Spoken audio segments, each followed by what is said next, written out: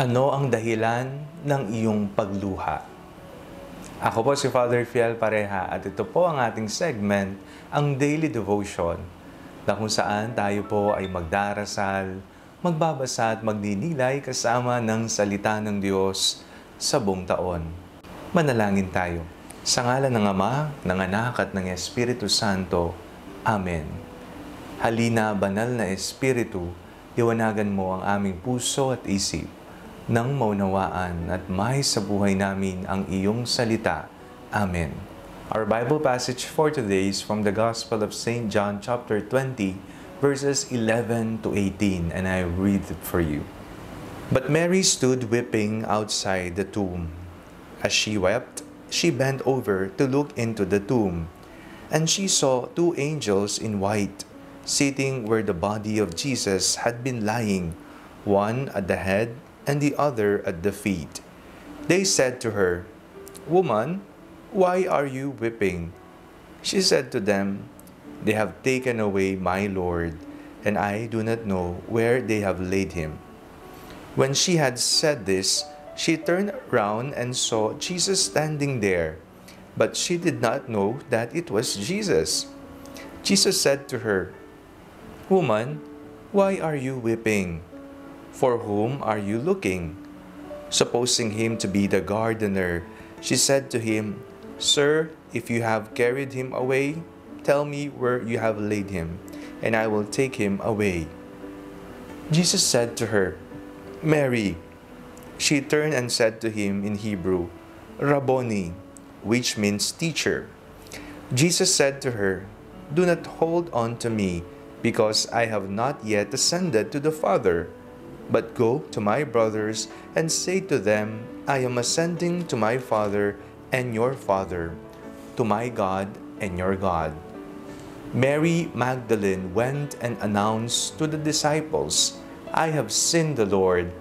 And she told them that he had said these things to her. Bakit ka umiiyak?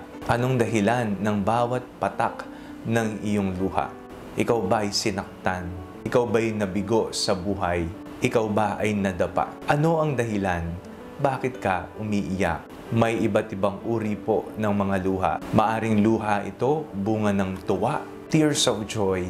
Maaring luha na bunga ng paghihinagpis dahil sa pagkamatay ng minamahal, pagkalugi sa negosyo, ikaw ay may pinagdadaan ng mabigat na problema, natalo ka, dismayado ka, at iba pa. Iba't ibang uri ng luha. Ngunit ang ating mga luha ay mga wikang nauunawaan ng Diyos. Naranasan mo na bang magdasal na kung saan wala ka ng ibang alam na sabihin sa Panginoon at ikaw ay nakaluhod, nananahimik na lamang at pumapatak na lamang ang iyong luha? Ito po'y karanasan ni Maria Magdalena sa ating pong binasang ebanghelyo sa araw na ito. Umiiyak siya sapagkat nawawala ang bangkay ng Panginoon. Akala niya'y kinuha ang katawan ng Panginoong Jesucristo. Kaya ang sabi niya sa inakala niyang hardinero, "Saan mo inilagay ang katawan ni Jesus?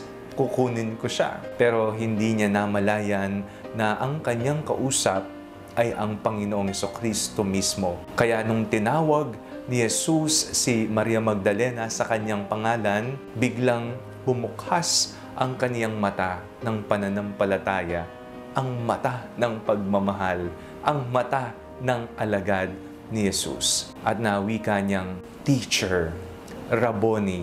Sa bawat nating pagluha, sa bawat po nating pagkabigo, sa sakit na pinagdaraanan, o sa luha man ito ng tagumpay, nariyan ang Diyos. Ang Panginoon ay tumatawag sa atin sa mga matataas o mabababang karanasan ng ating buhay na huwag tayong sumuko at manatiling kumapit sa Kanya. Yan po ang mensahe ng muling pagkabuhay. May isang Panginoon na nabuhay at nagpapaalalang hindi siya nang iiwan, hindi siya nakakalimot. Isang Panginoon na nandiyan kapag ikaw ay malungkot, down na down, nandyan siya. Isang Panginoon kapag ikaw naman ay matagumpay at masaya. Sa bawat pagpatak ng iyong mga luha, lagi mong tatandaan, nariyan si Jesus na muling nabuhay para sa iyo. Manalangin tayo. Panginoong Jesucristo, tanggapin mo ang aming mga luha bunga ng pagkabigo, takot, sakit at sakit, luha na bunga ng tagumpay at ligaya.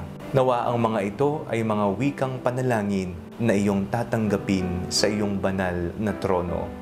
Amen. Sa ngalan ng Ama, ng Anak, at ng Espiritu Santo. Amen. Huwag po ninyong kalimutang i-like, mag-comment at i-share ang videong ito. Ang Panalangin Bago Matulog ay may sariling Facebook page na po. Huwag niyo pong kakalimutang mag-like at mag-follow dito. And do not forget to subscribe to our YouTube channel. I-click niyo lamang po ang link na nasa description ng video ito. O kaya naman po, just search Father Fiel Pareha. God bless you po.